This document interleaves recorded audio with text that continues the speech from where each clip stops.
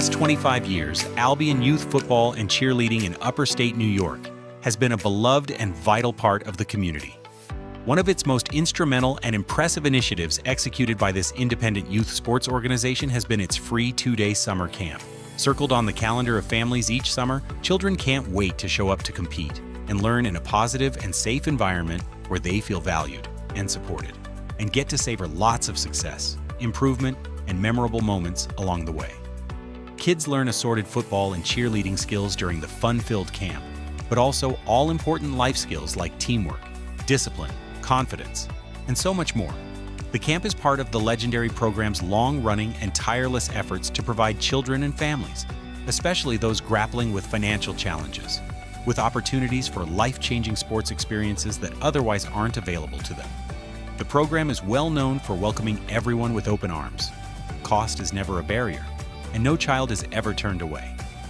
Year after year, many of the children continue participating for free during the regular season thanks to generous community support and dedicated volunteers with huge hearts and a passion for impacting young lives throughout the village of Albion, which is situated between Buffalo and Rochester.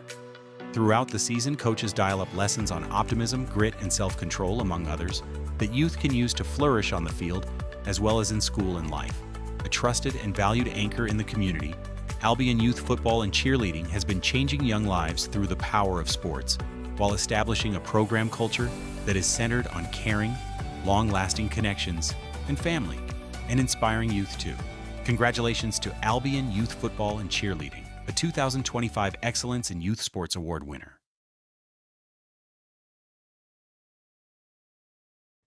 It's a pleasure to have a 2025 Excellence in Youth Sports Award-winning community, the Albino Youth Football and Cheerleading Program from New York. And this is a independent youth league, and I'm excited to have Gino Alport, the president and also a CYSA from the organization. Welcome, Gino, and congratulations. Thank you very much, Lisa. We appreciate this honor. Yeah, so let's talk a little bit about the winning application and what was identified as excellence in youth sports. Tell the audience just a little bit about this event that you've been doing for a long time. It's a 2-day free camp to introduce kids in your community to football and cheerleading. Yes, it's actually, we just finished our 15th year of the free camp. DJ Moore, one of my assistant coaches, had this brainchild. He sent me an email back in 2010 saying, hey, let's try and do this.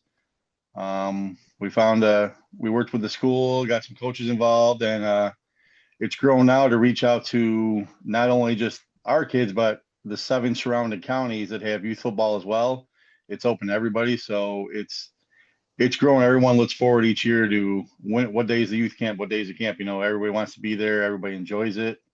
It's a really huge thing, and the community gets involved as well. Approximately how many kids participate each year in the free camp?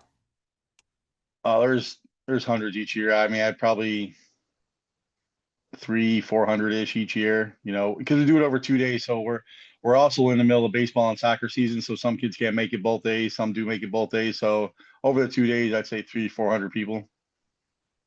And so have you seen that by offering this free introduction to allow kids that might not have otherwise had an opportunity to be introduced to football or cheerleading, you know, how is it impacting them? And also, do you see it acting as a feeder system to your organized programs?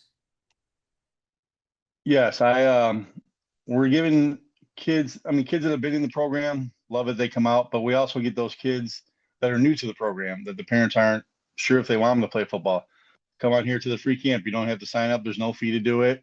See if they like it. You know, we run through a bunch of drills.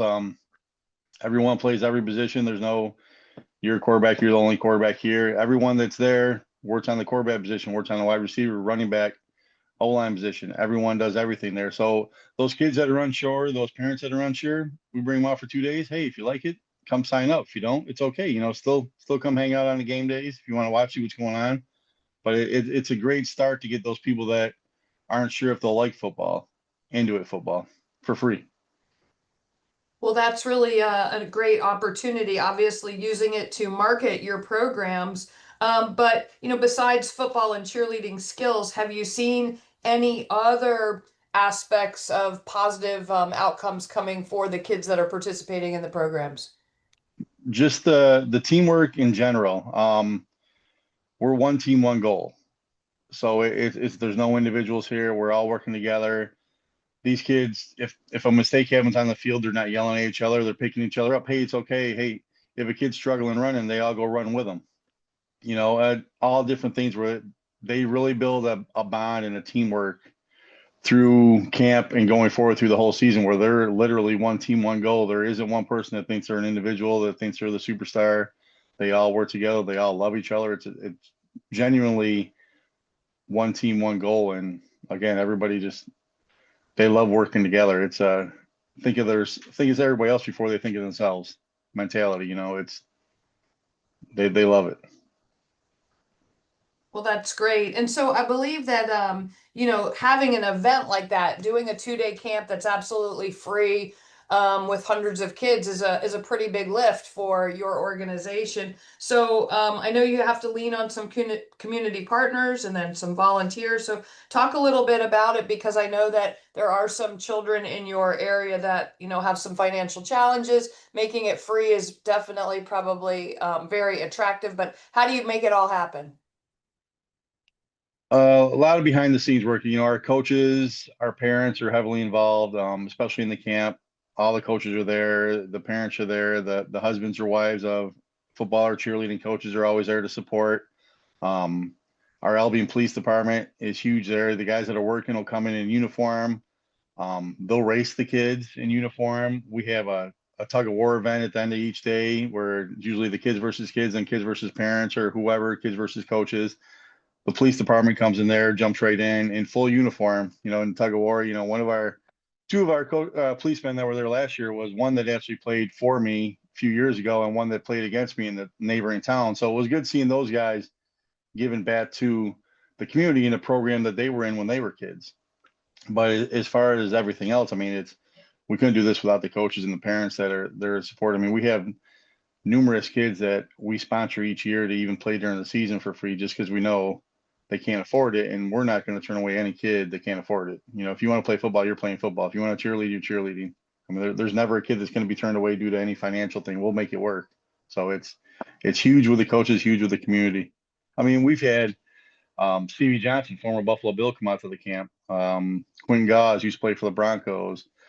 Uh, Greater Buffalo Sports Hall of Fame coach Len Jankowicz, Section 5 Football Hall of Fame coach Paul Burgandy, Jason Margone from University of Brockport. We've had numerous coaches. They volunteer their time to come out there to talk to the kids, be at the camp for the kids. The time that Stevie came there, Stevie was there for probably 4 hours out of our 3-hour camp. He was signing autographs, taking pictures, doing everything he could for the community to support the kids. Even to this day, he'll post stuff on his social media about the Albion program and how they're doing.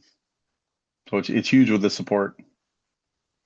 That's great. Well, it sounds like it's a wonderful way to not only introduce football and cheerleading in the community, but really to have an opportunity to show the community who your organization is and the value and benefit of getting their kids to participate in your program. So tell us, I know you've been a CYSA for a long time and been involved with NAYS for quite a while. What does winning this award mean to you personally, as well as to your organization? And what would you have if you had some wise words for other communities and youth leagues like yourselves, what would those be? You know, Back in 2014, Tim Jerome asked me if I wanted to become a CYSA, and I was involved with Nays through youth football. And I said, absolutely. So I went out to Saratoga Springs at April of 2014 to become a CYSA. And the more that I found out, the more I wanted to be even more involved. Just the whole process of behind the scenes and trying to grow the game, trying to grow every game, not just football and cheerleading, but every game, just trying to do everything you can for youth sports. And that's all I'm about. This is year 25 for me of being involved in youth sports, and it's the greatest thing I've ever done in my life. I do it for free, and I do it for free every single day of my life, and it's the best job I ever had. If you're there for the right reasons, it's easy.